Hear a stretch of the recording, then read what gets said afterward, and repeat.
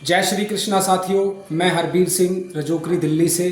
साथियों, आप सभी को बताना चाहता हूं कि आपने अभी तक के विश्व के इतिहास का एक ऐसा युद्ध भारत और चाइना के बीच 1962 में जो रेजांगला लद्दाख में लड़ा गया था, अभी तक का पूरे विश्व के इतिहास में सबसे 10 बड़े युद्ध जो कि विपरीत परिस्थितियों में लड़े गए उसमें शुमार है। वो इसीलिए याद किया जाता है क्योंकि उस समय 120 जो सैनिक थे उसमें से 114 वीर अहीर शहीद हुए। वो 114 जो वीर अहीर थे वो ज़्यादातर हरियाणा के क्षेत्र रेवाड़ी और उसके आसपास के थे। आज भी अगर हम कभी उनके पराक्रम और अदम्य शौर्य और साहस को याद करते हैं तो एक चीज़ जहन में आती है कि झुकना स्वीकार नहीं था।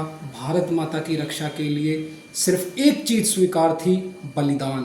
और बलिदान देकर 3000 की चीनी सैनिकों को खदेड़ खदेड़ कर मारा, भगाया। ये युद्ध मात्र एक ऐसा युद्ध नहीं था जिसमें दो देश की सेना अपने देश की रक्षा के लिए युद्ध कर रही थी। ये एक ऐसा भी युद्ध था जब हमारे भारतीय सैनिकों के पास उस समय इतने आधुनिक हथियार नहीं थे। हथियार तो मैं क्या बताऊं, आप ऐसा मानिए कि उस समय हमारे पास लद्दाख के अंदर रेजांगला पास के पास एक ऐसा तापमान जिसमें अनुमान लगाया जाए -40 डिग्री के आसपास का तापमान, और उन विपरीत परिस्थितियों में हमारे वीर अहीरों ने अपनी शहादत दी, अपना बलिदान दिया। और ये एक छाप छोड़ी कि जब तक इस विश्व के अंदर किसी भी मशहूर एक ऐसे साहस और पराक्रम के युद्ध को याद किया जाएगा तो रेजांगला भारत और चाइना 1962 का ये युद्ध हमेशा इतिहास के पन्नों पर सबसे पहले ऊपर उठकर रखा जाएगा।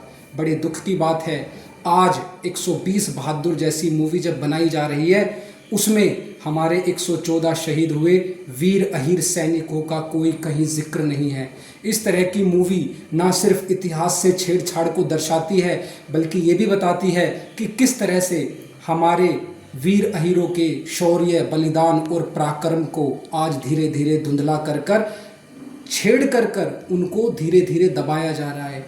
मैं प्रार्थना करता हूँ अपने सारे वीर अहीरों से कि आप लोग खेड़की दोला 7 सितंबर सुबह 10 बजे महापंचायत में ज़रूर पहुंचिए, क्योंकि कल 24 अगस्त को एक यादव समाज की समस्त सरदारी ने मिलकर निर्णय लिया है कि 7 सितंबर को पूर्ण रूप से पूरे विश्व भर से यादव समाज और समस्त बिरादरी को बुलाकर इसके खिलाफ आवाज़ उठाई जाएगी। और जो 120 बहादुर फिल्म नवंबर में 21 नवंबर को रिलीज़ होने वाली है, इसके खिलाफ खुलकर हम मोर्चा खोलेंगे।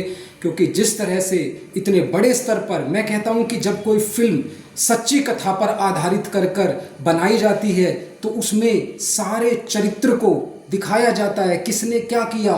तो इतनी बड़ी भूल इतने बड़े डायरेक्टर रजनीश घई जैसे कैसे कर सकते हैं? कैसे ये भूल हुई, कैसे ये चूक हुई उनसे?